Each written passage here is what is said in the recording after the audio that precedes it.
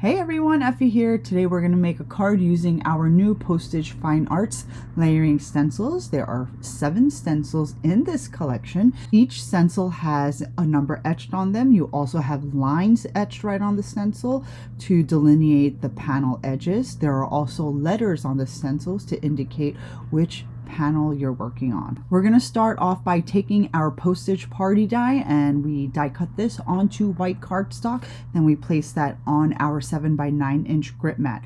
There are also these brackets etched right on the stencil. Those brackets go inside the stitched panels on the Postage party die cut. After we placed stencil 1 onto our die cut, we positioned our patent pending corner guides on 2 opposite diagonal corners, and then we blended lemon drop in panel A and E.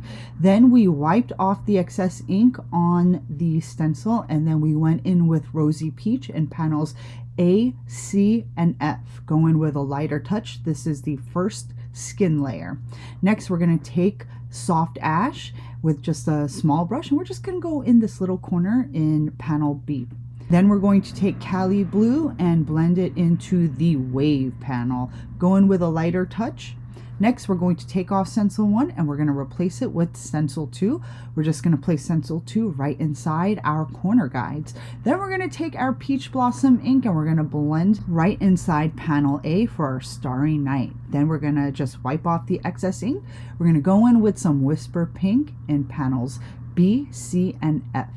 Next, we're going to add some soft garden ink blending into panel E. But before we actually blend, I just want to mask off the top and right edges so that we don't get that green ink blending in the surrounding panels. Going with a lighter touch with the soft garden. Then I'm going to mask off the area surrounding the wave panel, and I'm going to go in with Cali blue once again. Then I took off the mask, took off stencil number 2 and replaced that with stencil number 3. I'm just using scrap pieces of stencil material for my mask, but you guys can use scrap paper or cardstock.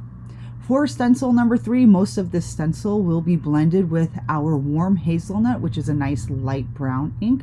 So in panels A, B, C, D, and F, we're going to go in with warm hazelnut, going with a nice light touch.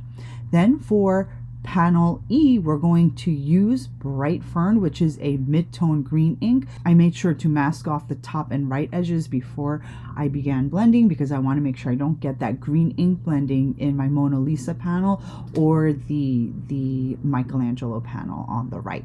Then I replaced stencil 3 with stencil number 4. We're going to use our Found Topaz ink next. This is a mid-tone brown ink. We're going to blend panels A, C, D, and F with our Found Topaz. When you're going over areas like Mona Lisa's eyes or the eyes in the girl with the pearl earring, you want to make sure you don't overblend those areas. If you overblend, you may get some scary looking eyes, and we don't want that. So just blend a few seconds over the eye areas and then move on to the remainder of the stencils.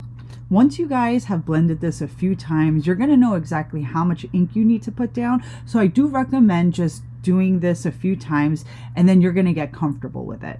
So we added the black background in panel B and some additional green in Mona Lisa's water lily. We used caviar and deep emerald for those colors. Then we replaced stencil 4 with stencil 5. Then we used Found Topaz for B, C, F, and soft ash for D and E. Then we replaced stencil 5 with stencil 6, just a word of caution for the Mona Lisa panel.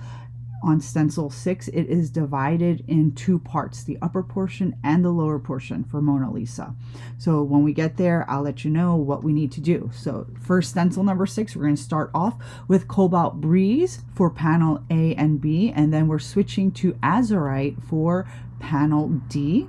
Then for the Mona Lisa panel, the background of the top portion of the Mona Lisa panel, we're using Lofty Mint. This is the first layer of the background or the sky. So we just went in with some Lofty Mint. And for the lower half of that panel, we used Lipstick Red for Mona Lisa's dress. I also blended the Lipstick Red into panel E for the water lilies. Next, I used Cali Blue for panel F for the background of Michelangelo's hands. Then I took off stencil 6, replaced it with stencil 7. I masked off the areas below panels A and B. We added some azurite blending to both panels A and B. So I just masked off below that to ensure that we don't get that blue ink blending in the lower panels. Then I took our raw sea glass and added that for the second layer of the sky portion of Mona Lisa's panel. Then I added azurite ink blending to the wave panel and also to panel F. Then I masked off the area surrounding Mona Lisa's dress, and we went in with wine ink blending for the second layer of Mona Lisa's dress. Then we added some additional azurite blending to Monet's water lily garden, and our blending for our Postage Fine Arts is complete. We want to turn this into a completed card, so we're just going to take our postage stripes layering stencils and we're going to blend this onto an A2 white panel. We used warm hazelnut for that first stencil, and then for the second stencil, the alternating stripes, we used Cali blue. We're just using some of the same inks that we used for our art ink blending because I want to make sure that there is some harmony and some continuity in our card. Next, I took a few stamps from our Not a Bill stamp set, and these are just going to add some stamped elements onto our Postage Fine Arts panel, and I just stamped everything in our caviar ink. Just makes the card a lot more fun with these little cancellation elements. Then I adhered our Postage Fine Arts panel onto our striped panel, and then we're going to prepare our sentiment, which is from our Fine Arts Sentiment stamp set. It's a 4x6-inch set, and it has some really cool sentiments in it. We will have dies for this set releasing soon, but we just don't have them yet. But you need to pick up the sentiment stamp set if you plan on picking up any of our art stencils. So here is the completed card on the left, and then I actually just blended another panel and broke the panels up so that they look like actual stamps. And then here are just some of the sentiments that go with the specific artist. I hope you guys enjoyed this video. Make sure to like and subscribe. Thanks for watching, guys. I'll see you next time.